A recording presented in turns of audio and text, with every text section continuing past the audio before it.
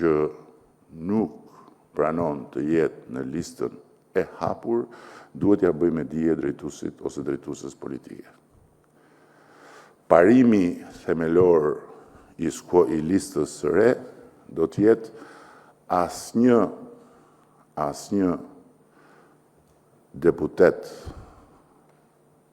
në gjininë mashkullore që ka marrë qoftë dhe një mandat nga Partia Socialiste nuk do jetë në listën e mbyllur. Është e drejta e kujdo që nuk, për arsye të ndryshme, nuk dëshiron të jetë në listën e hapur, që ta thotë. Po duhet na thotë përpara që të mos jetë në listë dhe pastaj thotë jo po unë shkoj jo po. Kjo është shumë e rëndësishme. Sepse parimisht luftën duhet ta bëjnë ata që kanë më shumë